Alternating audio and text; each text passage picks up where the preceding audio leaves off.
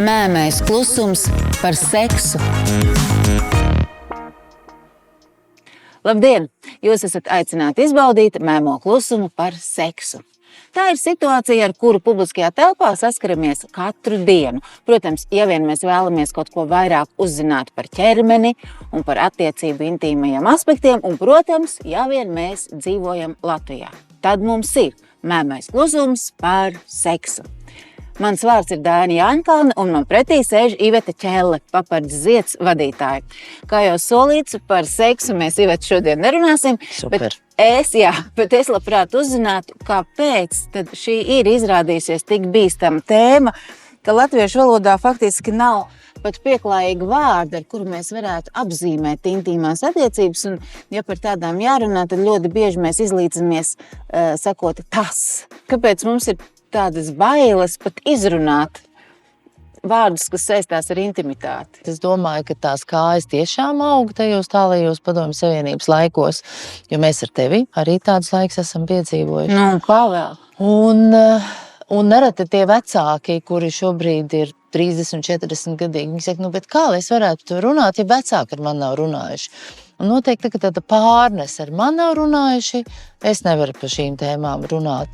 Un es domāju, šī nerunāšana ir radījusi arī to, ka mums īsti nav vārdu, mēs īsti nezinām, kā runāt, ko pa mums padomās, ja mēs runāsim par šīm tēmām. Un vai tas būs pieklājīgi, vai tas būs korekti, ko citi pa mani padomās. Un tas viss kopā to ir veicinājis, ka seksu, kas viss saistīts ar ķermeni, intīmām attiecībām, mēs to labāk nerunājam. Tā tēma par vārdiem man tiešām ir tuva, un es apsolos, to es tev varu apsolīties, un visiem, kas mūs dzird, es tiešām uzaicināšu kādu valodnieku aprunāties par intīmo leksikonu, kas mums latviešu valodā ir pieejams, un ko no tā visa mēs izmantojam un ko ne. Bet tev es tagad jautāju, vai tu man vari tagad teikt, kurām lietām nav vārdu, tavuprāt? Piemēram, es tagad es domāju par savu ģimeni, kā man ģimenē sauca to vietiņu meitenei starp kājām, es nezinu.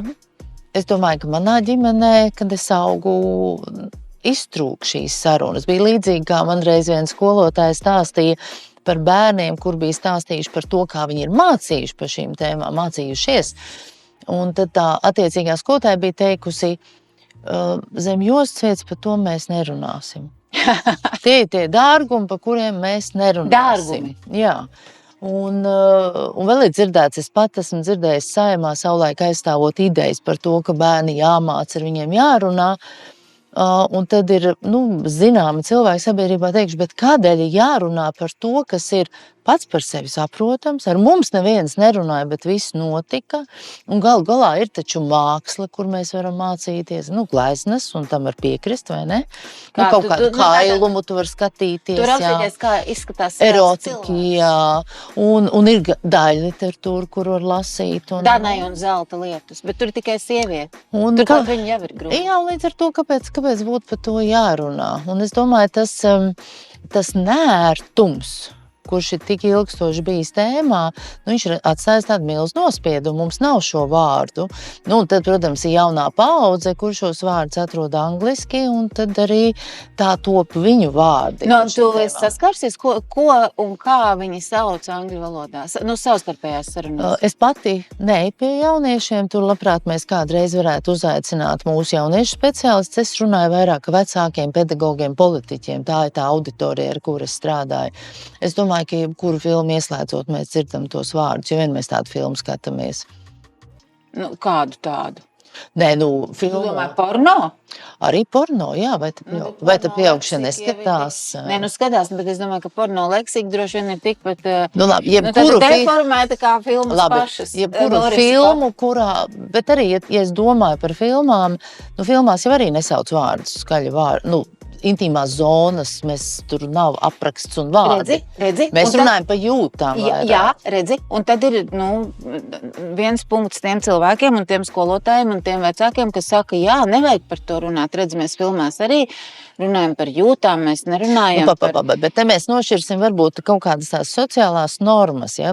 Kas ir pieņemts. Piemēram, arī tagad mēs runājam ar tevi, un mēs zinām, ka kāds mūs klausās. Iespējams, mēs nelietosim visrupjākos vārdus. Tā kā ir kaut kādas tās sociālās normas. Un līdzīgi arī to, ko es varbūt ar savu partneri pārunāju visintīmākā brīdī, tas nav kaut kas, ko es pārunāju publiski. Kādēļ bērniem būtu svarīgi zināt savus orgānus?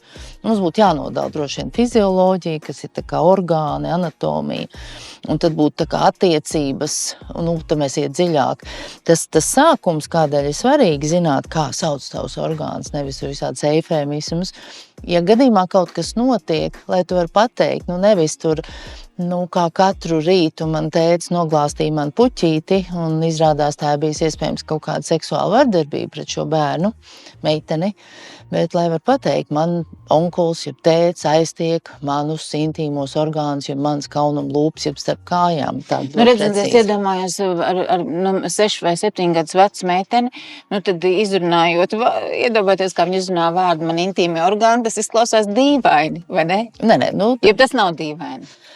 Tas būtu dīvaini. Jā, vai puika.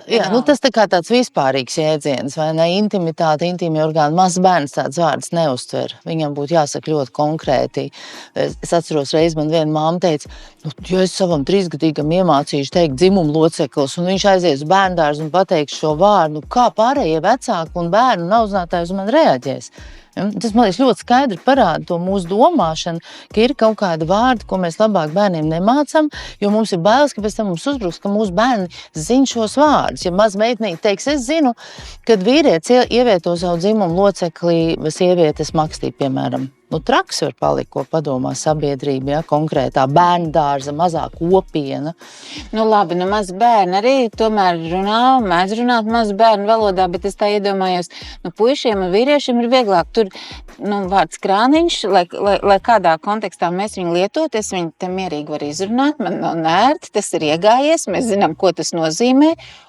Jo viņš ir novietots ārpusē. Vīriešiem vispār ir vieglāk. Viss ir redzams, vai ne? Un sievietēm mums tas viss ir tāds, tāds apslēpts, tā tumsā, noslēpts. Paklau, tas ir tikai latviešu tā problēma, ka mēs neprotam runāt par sievietes ķermeni un intīmajām zonām, jo tas visās valodās ir problēma ar to, jo, protams, arī citās valodās runājošiem cilvēkiem, vīriešiem viss ir ārpusē, sievietēm ārpusē. Es negribētu arī šeit runāt par valodu, es drīzāk gribētu runāt par sistēmām, jo, ja mēs palasam latviešu tautas dainas, un tā ir tāda sena latviešu valoda, kas ir reģistrēta daudzajos dainu krājumos, tur ir ļoti daudz nosaukumi intīmām ķermeņa daļām. Viņi ir. Tas nozīmē, ka mūsu valodā šie vārdi ir. Bet tad ir bijis šis ļoti garais pārāvuma posms, visticamāk šie garie padomi gadi, kad par seksu patiešām, tā kā seks nebija, par to nerunāja, ja tas bija kaut kas, pa ko nebija pieņemts runāt. Mēs esam aizmirsuši tāds pārāvums tajā. Bet tas jautājums ir, tad mums vajag vai nevajag piepūlēties, lai atstāsim bērndārzu, bet, teiksim, skolas vecums, jau tādu jaunu. Es negribu atstāt bērndārzu. Es negribu. 5. un kura klase, mums ir, labi sākot ar to brīdi, vai mums ir jāpiepūlās, lai pārvarētu to neveiklību runāt par cilvēku ķermeņa intīmajām daļām. Sāksim ar to. Troksnis ir ierasts, kad saduras viedokļi. Taču Latvijā esam dzirdējuši, kā iestājas mēmais klusums par seksu. Jo tā ir drošāk. Protams, bet mums jāsāk ir bērndārzā. Ja mēs tagad domājam kategorijās pieaugušais un bērns, tad mums ir jāsāk no tā brīža, ka bērns ir pavisam mazs. Tas ir bērndārza vecums, pirmie dzīves gadi.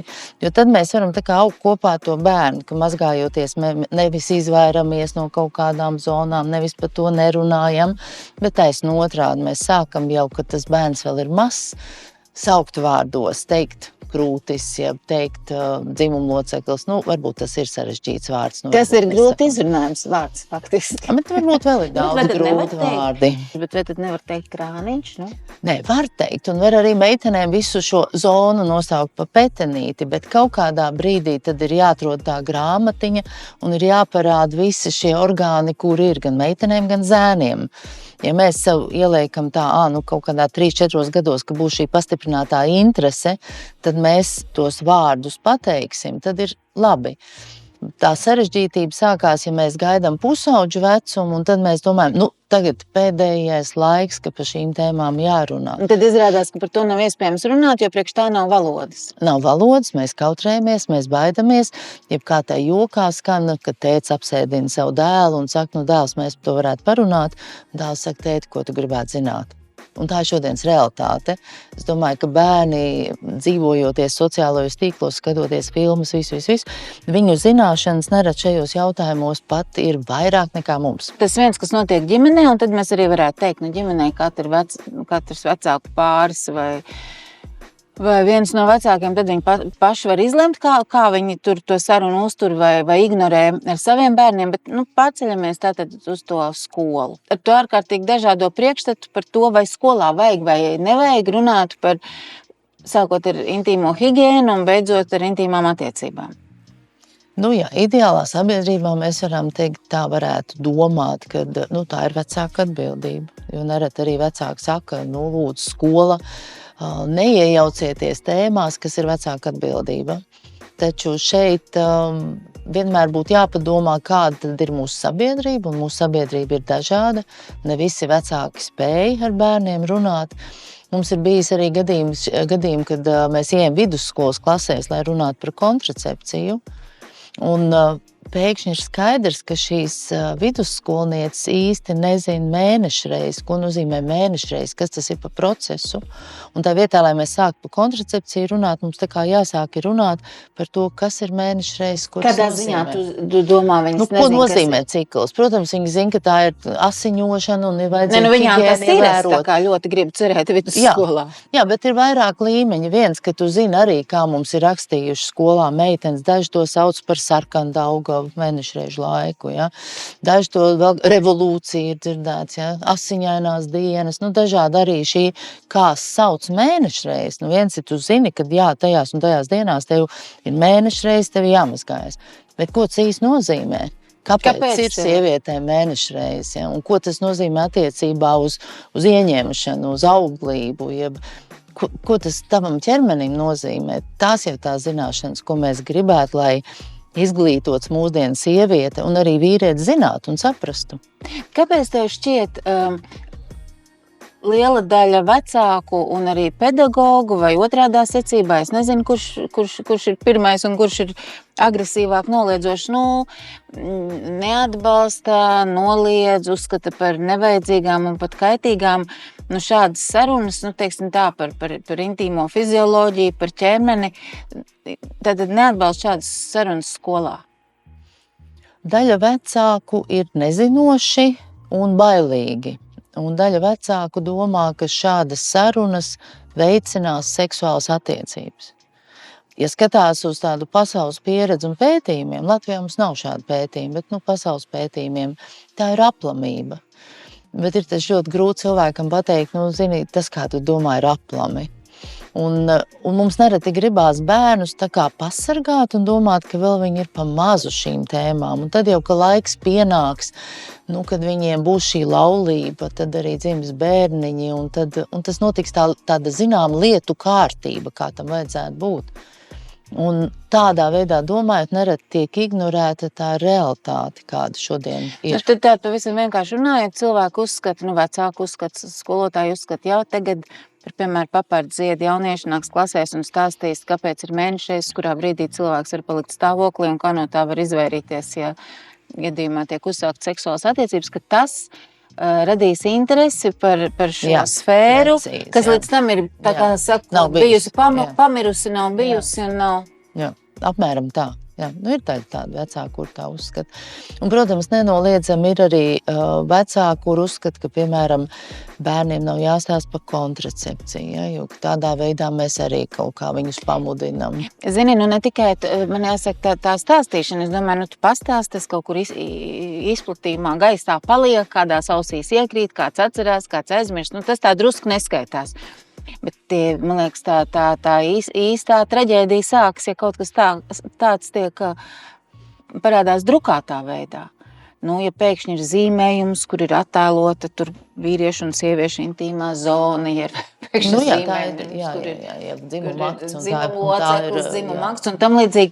Nu, mums taču politiskā līmenī tas tiek apspriests un regulēts. Jā, nu tagad tu pieskāries tādai vēl vienai ļoti nopietnai tēmai. Seks ir politika. Jā. Seks ir politika, jā. Nu, tāpēc varbūt arī mums ir problēmas skolās, ka seks ir politika, nevis seks ir attiecības un fizioloģija. Jā, nu ir dažādas valsts, kuras ir ar to spēlējušās, piemēram, tāpat Lielbritānija, kur ir šī mācību ciklā, kur runā par tēmu seksualitāti. Un varbūt skaidrībā es precizēšu, ka seksualitāte nav seks, ja?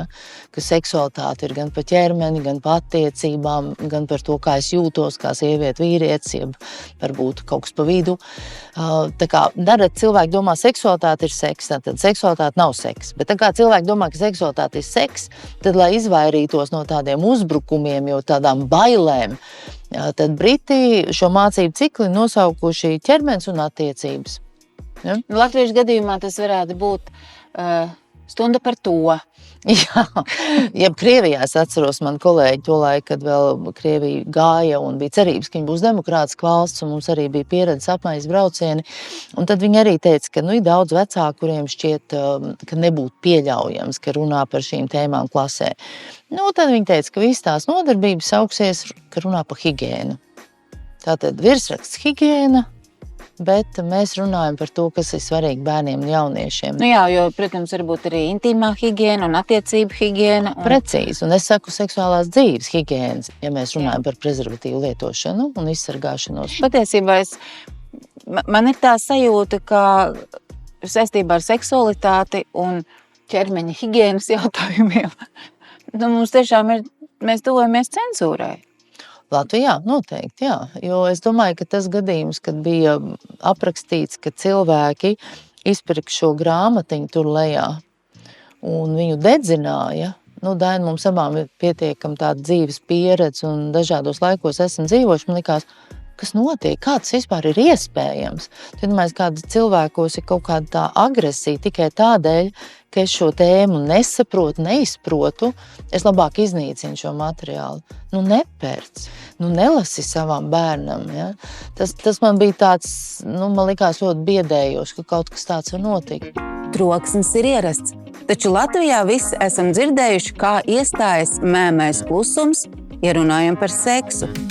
Kamēr seksualitāte ir izdevīga tēma politiķiem, bet skolās par to klusē, mēs riskējam būt aizspriedumaina sabiedrība, kas ķermeni un tā vajadzības uzlūko ar aizdomām un bailēm. Man bija liels pārsteigums, ka tie paši skolotāji, kas akceptēja, nu, ka šīs sarunas notiek klasēs, bet viņi kategoriski iebilda pret to, ka šais sarunās tiek arī stāstīts par kontracepciju. Tātad, runājiet par ķermeņa higiēnu, runājiet par attiecībām, bet prezervatīvus ārā nevelciet un nerādiet. Jā, tādi gadījumi ir bijuši vairāk, un tas atkal parāda to mūsu domāšanu pieaugušo. Mums liekas, ka bērni ir varbūt, cik, teiksim, 17 gadiem, tā kā skolotāji. Mēs domājam, ka tas varbūt būtu tas vecums, ka ideāli, ka tad būtu jāuzsāk dzimuma dzīve. Mēs kaut kā tā domājam. Es domāju, ka cilvēki, tā kā kopumā sabiedrība būtu laimīgi, ka dzimuma dzīve uzsāk pēc laulībām. Pēc laulībām. Bingo. Jā, bet kopumā tas priekšstats, ja mans bērns, ja mans bērniņš vēl ir mazs, ko tad viņam tādām tēmām, ja? Un tad, protams, ir šie kuriozi, kad skolas vadītāji saka, 7. klasē būtu pārāk agri runāt par tēmu, par prezervatīvu, šo vārdu, jeb izvilkt, jeb tā ārā parādīt bērniem. Jā, bet 8. klasē mums ir grūtniec, tad tā kā būtu pa vēlu jau runāt, ja? Un es domāju, ka tas atkal ir par seksualitāti. Nu, tā kā mēs esam, tu esi blondi, es esmu tumšmatu, mēs katrs esam citāds, savādāks, tad seksualitāte ir ļoti unikāla, jo katrs bērns nobriest savādāk. Katram bērnam agrāk vai vēlāk veidojas arī šī vēlme uzsākt attiecības. Un tādēļ ielikt visu tādā vienā ir ārkārtīgi sarežģīti. Un tieši tāpēc labāk šīs sarunas ir, lai viņas notiktu pirms attiecību uzsākšanas. Jā, kamēr varbūt bērni nav tik ārkārtīgi arī norūpējušies paši par sevi un par savām topošajām un gaidāmajām un nākotnes attiecībām, kad viņi var tā racionālāk. Un arī mums kā vecākiem, piemēram, parādīt un pastāstīt, kas ir prezervatīvs, tā, ka tas bērns vēl diezgan tālu ir līdz vecumam potenciāli, ka viņam būs seksuāls attiecības, ir taču vienkāršāk nekā tad, kad mums teiks, iespējams, viņš jau ir uzsācis dzimumu dzīvi. Kā man tagad par to jārunā? Kā lai es par to runāju? Vai vienkārši nolikt plauktiņā, lai viņš pats nepērk? Bet, ja es nolikšu, tad varbūt tas vecāks domās, ka es domāju, ka viņam jau ir dzimumu dzīve, bet varbūt viņam nemaz nav, ja mēs sākam paši šaubīties. Bet, zini, man tomēr visu laiku jādomā par to, ka tas ir tāds segments šai sarunai un šāds, un tad tu vari runāt par mīlēšanos un nerunāt par izsargāšanos, vai tu runā tikai par intīmo higienu un nerunā par mīlēšanos, bet tas kopsaucējs tomēr ir tas, ka tas, kas saistās ar dzimumu attiecībām, tas, kas saistās ar dzimumu orgāniem, tas, kas saistās ar seksu, tas kopumā tiek uztverts kā bīstams. Bet man liekas, vienmēr ir, ka bērni mazi, un viņi no kaut kā baidās. Es nezinu, kā tavu bērni, bet man reizēm, ka bija pavisam mazi bērni, viņi baidījās no tumsas. Un tad, ko mēs darījām, lai nebaidītos no tumsas, mēs tā kā ieejam tajā tumsā, ieslēdzam gaismu, paskatāmies visus stūrus. Man liekas, līdzīgi ir saprast šeit, izšķetināt, kas tad ir kā mēs baidamies runājot. Jā. Kas tas ir, no kā mēs baidamies? Ja mēs esam meitu māmas, mēs droši vien baidamies no grūtniecības, ka tagad mana meita varētu palikt stāvoklī. Zini, es biju meita, baidījos, ka es nezinu, ko man mamma domāja, bet es pati baidījos, ka es varētu palikt stāvoklī, un es patiesi par to piedomāju, lai tas tā nenotiktu. Super. Ejam tālāk. Tu biji iespējams izglītots bērns. Jā, bet man liekas, ka jebkur jauna sieviete tā domā. Jā, bet tas kā vecāk, ko mēs domājam. Ja mēs, bet ja 14 gadi, mums ir grūtniecības Latvijā 14 gadi. Ja 14 gadi, tad man būtu panika no domas par palikt stāvoklī. Ne tikai es baidītos. Bet tad redz jautājums, vai tu zini, kā tu paliec stāvoklī. Jo nerad tās 14-gadīgās meitenes, viņas jau īsti nav sapratušas ne to, ka viņas ir stāvoklī, ne kā viņas ir palikušas stāvoklī. Tas ir fakts Latvijā šobrīd. Un visi tie vecāki, kuri saka, ka nevajag runāt ar 5. klases vai 6. klases ļoti jauniem jauniešiem vai tādiem nobriedušiem bērniem, kā mēs viņus klasificējam, tie uzskata, ka uz viņu bērniem tas nekādi nevarētu attiekties, ka tie ir kaut kādi cits planētas bērni. Paralēlā Latvijā. Tas ir līdzīgi, kā nereti cilvēki domā, ka HIV infekcija joprojām. Cilvēki uzskata, ka tā ir infekcija, kur iespējams ir narkotiku lietotājiem. Ka HIV infekcija iespējams ir kaut kādai ļoti īpašai cilvēku kategorijai. Tas neatiecās uz izglītotu sabiedrības daļu.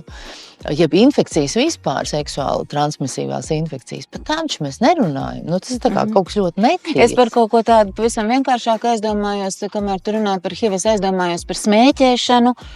Un tad man bija liels šoks pirms vairākiem gadiem. Tagad smēķēšana par laimi vairs nav tik ļoti modē. Es gribu cerēt. 4. klases veipošana ir ļoti modē, bet tātad vairs ne cigaretes, bet tie veipi. Jā, un tur viss 6. klase tur pirms gadiem vienojās, ka visi atmetīs smēķēt, un es sapratu, ka smēķēja vairākums.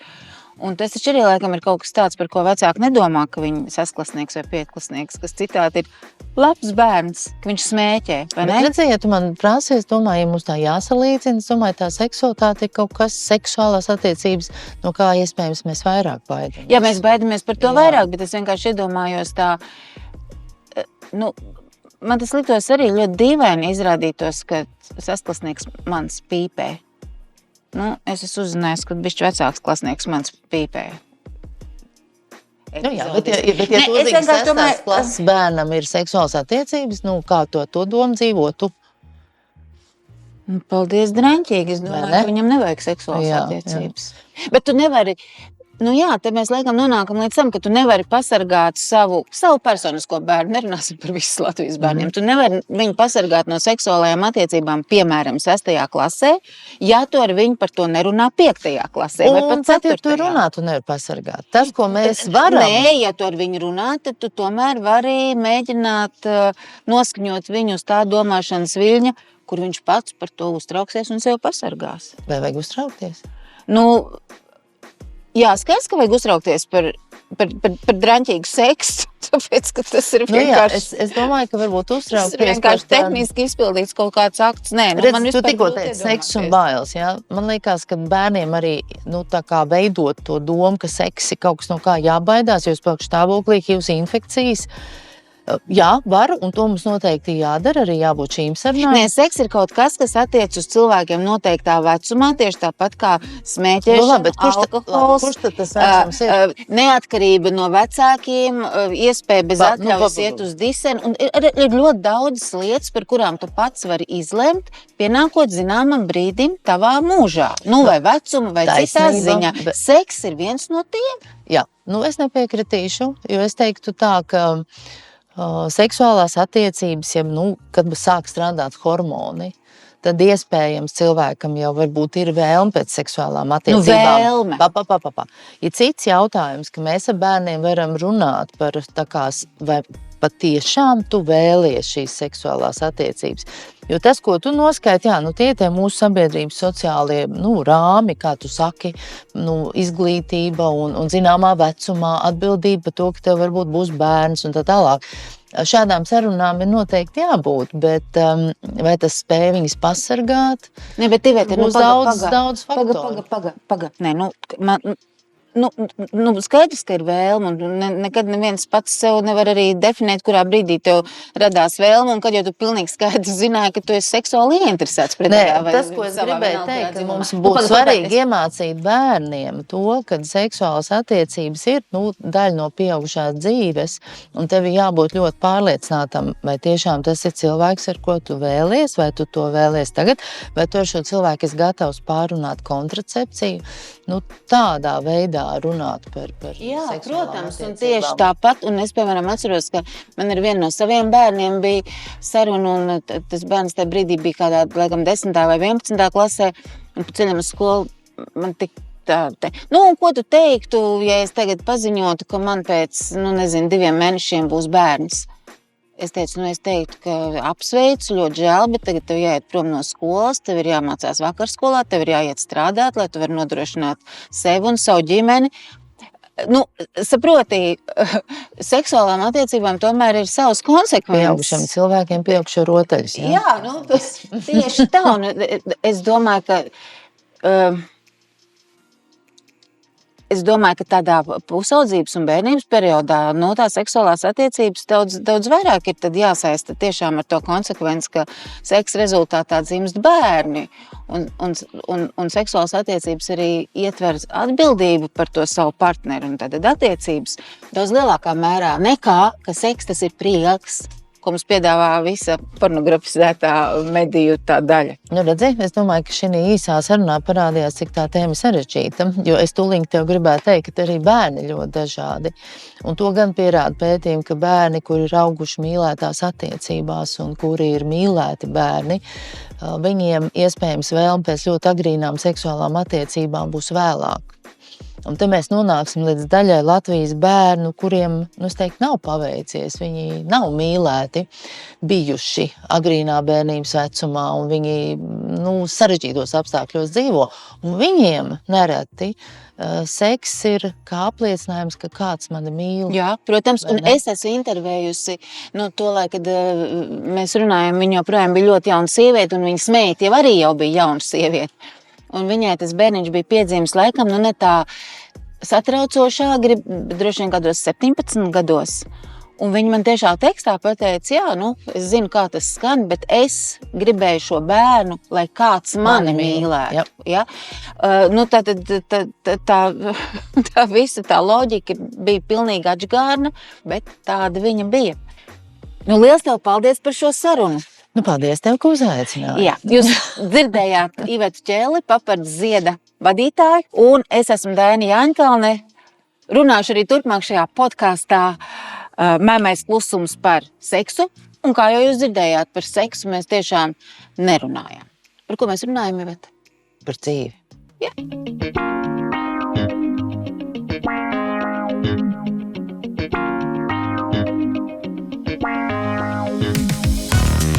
Mēmais klusums par seksu.